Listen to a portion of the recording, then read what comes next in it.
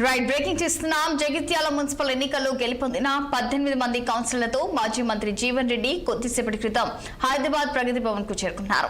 Jagtial municipal పై జెండా ఎగిరేసే దిశగా ఆయన అడుగులు వేస్తున్నారు. దీంతో జగిత్యాల మున్సిపాలిటీ అధిష్టానాన్ని ఇరకాటంలో పెట్టినట్లయింది. ఇదే అంశానికి సంబంధించి మరింత సమాచారం మా ప్రతినిధి ప్రవీణ్ ఫోన్ లైన్ లో అందించేందుకు సిద్ధంగా ఉన్నారు. చెప్పండి ప్రవీణ్, మరి దీనికి సంబంధించిన పూర్తి డీటెయిల్స్. అయితే జగిత్యాల జిల్లాలో చూసుకున్నట్టయితే జగిత్యాల మున్సిపల్ పరిధిలో 50 వార్డ్స్ అయితే ఉన్నాయి. ఆ 50 వార్డుకు సంబంధించిన అంటే జీవన్ రెడ్డి వర్గానికి సంబంధించి 15 సీట్లకు బీఫామ్ ఇవ్వడం జరిగింది. అదేవిధంగా సంజయ్ కి సంబంధించిన వర్గానికి అయితే 35 సీట్లు బీఫామ్ ఇవ్వడం జరిగింది. అయితే 35లో సంజయ్ కి సంబంధించిన అభ్యర్థులు అయితే తక్కువనే గెలవడం జరిగింది. అయితే దీనికి సంబంధించి జీవన్ రెడ్డికి సంజయ్ కి ఇద్దరి మధ్య అయితే విభేదాలు అయితే జరుగుతున్నాయి. అయితే ప్రస్తుతానికి మనం చూసుకున్నట్లయితే జీవన్ రెడ్డికి 9 బీఫామ్ ఇచ్చిన వారు గెలవడంతో అంటే 15 మందిలో 9 మంది గెలిచారు. అదే రెబల్ కు సంబంధించిన వారు 9 మంది గెలిచారు.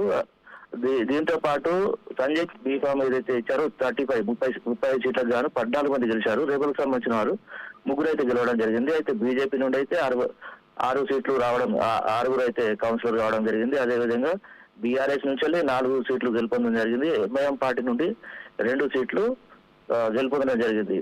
అయితే దీంట్లో బీజేపీలో కూడా రెబల్లో ముగ్గురు అయితే గెలవడం జరిగింది. అయితే దీన్ని మనం చూసుకున్నట్టయితే సంజయ్ కి సంబంధించిన వర్గానికి 18 వార్డ్ కౌన్సిలర్ రాగా జీవన్ రెడ్డికి సంబంధించిన వర్గంకి సంబంధించిన వ్యక్తులకు అయితే 17 మంది వార్డ్ కౌన్సిలర్ గెలుపొందడం జరిగింది. అయితే ప్రస్తుతానికి అయితే ఈ రోజు హైదరాబాద్ ప్రగతి భవన్ కు జీవన్ రెడ్డి 18 మంది కౌన్సిలర్ అభ్యర్థులతో అయితే రావడం జరిగింది. అయితే ఇదే విషయమై మంత్రి అడ్లూరి లక్ష్మణ్ అక్కడే ఉండి సంజయ్ కి మన జీవన్ రెడ్డికి స్వాగతం పలికారు. అదేవిధంగా జగిత్యాల మున్సిపల్ పై జెండా ఎగరేయాలంటే సంజయ్ జీవన్ రెడ్డి ఇద్దరు కలిస్తే గానీ కాంగ్రెస్ జెండా ఎగిరే పరిస్థితి లేదు. అదేవిధంగా ఏదైతే పార్టీ వీరిద్దరు కలవని పరిస్థితిలో మాత్రము మున్సిపల్లో విభిన్నంగా ఇటు బీజేపీ గానీ ఇటు బీఆర్ఎస్ గానీ వీరి జీవన్ రెడ్డికి సంబంధించిన వర్గాన్ని కలుపుకోకపోతేనే పార్టీ జెండా ఎగిరేసే అవకాశం కూడా ఉంటుంది అని చెప్పేసి వీరిద్దరి మధ్య విభేదాలు పోవాలనే ఉద్దేశంతో ముఖ్యమంత్రి